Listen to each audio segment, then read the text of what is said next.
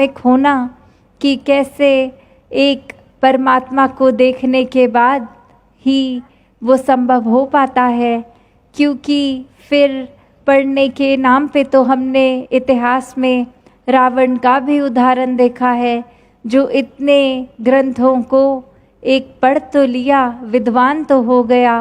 पर कहाँ खड़ा वो अहंकारी नाम से आज भी जाना जाता है। उसको आध्यात्मिक से ये नहीं कोई पहचान करता कि हाँ ज्ञाता हो गया, ज्ञानी नहीं हो पाया। क्योंकि एक ब्रह्म ज्ञान की दात वही समझता है जो ये ब्रह्म ज्ञान लेकर परमात्मा को असल में सिर्फ हर समय के लिए ही देखता है, कुछ क्षणों के लिए नहीं। तो कैसे हर कोई जीवन में एक अगर स्क्रिप्चर्स पढ़ भी ले पर उन पे चले नहीं, क्योंकि उन पे असली चलना तो उनको समझने के बाद ही होता है। तो जीवन में एक पढ़ने से ज़्यादा वो पहलू जीवन में उतरने ज़रूरी हैं। तो जहाँ पढ़ना मुबारक है, पर उनसे ज़्यादा ज़रूरी एक हर जो भी गुरुओं ने कहा, पीर पैगंबरों ने समझाया, संतों ने समझाया, उनके जीवन में जो एसेंस था, जो बात उन्होंने समझाई कि परमात्मा को जान लो, ये सच्चा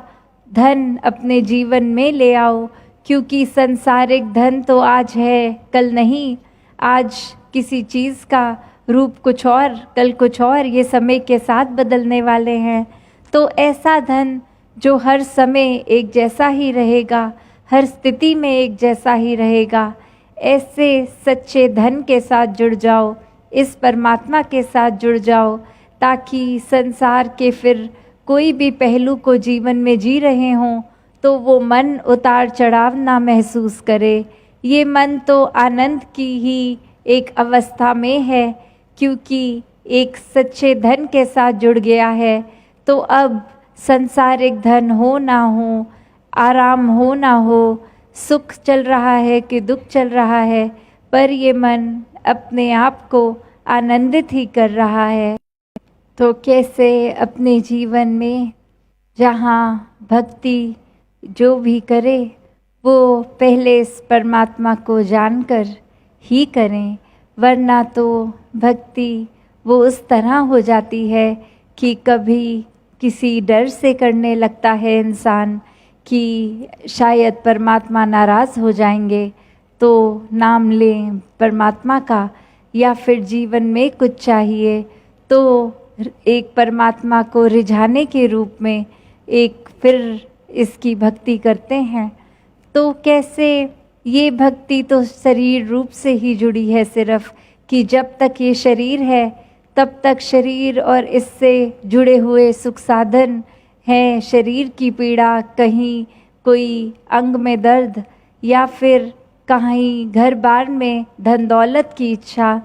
तो कैसे ऐसी इच्छाओं से जब ऊपर की भक्ति होती है वो प्रभु को जानने के बाद ही होती है, क्योंकि फिर वो सौदेबाजी ख़त्म हो जाती है भक्ति में, वो सिर्फ प्यार का ही रिश्ता रह जाता है। फिर ये पता होता है परमात्मा जो भी दे रहा है हमारे लिए बिल्कुल अच्छा, बिल्कुल अप्रोप्रिएट है, हमारे लिए इससे बेहतर कुछ और नहीं हो सकता था। मन में शिकायतें फिर शुक्र की भावना बन जाती हैं कि अभी तक जो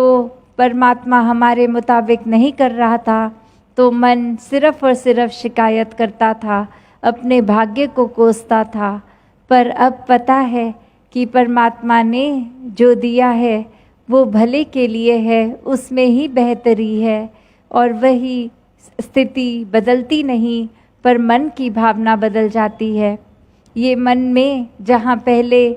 जो एक डाइवर्सिटी, हर एक के नेचर में जो फ़र्क है वो जहाँ कारण बन गया था नफ़रत का, वो अब हर एक में परमात्मा दिख रहा है और मन सिर्फ हर एक से प्यार कर रहा है। वही बात जो आज हम सत्संग में बार बार सुन रहे थे, दीवार रहित संसार की, कि एक मन से मन के बीच में दीवार ना हो, दिल से दिल तक तो प्यार के पुल हों, ताकि हर कोई सिर्फ प्यार ही बांटता जाए। जो दिल खुद ही प्रेम बन गया है वो तो सिर्फ प्रेम ही बांट सकता है, वरना जो इस संसार की माया में उस तरह खो गए हैं कि इसी को हकीकत बना चुके हैं, उनके मन में फिर अपने आप को श्रेष्ठ साबित करना ही हर कुछ रह जाता है। फिर वो अहंकारी मन बन के अपने ही तरह की सिमिलैरिटीज़ वालों को ही श्रेष्ठ और बाकियों को नीचे की दृष्टि से देखता है। तो कैसे हर एक में जहाँ वो पूरा पोटेंशियल है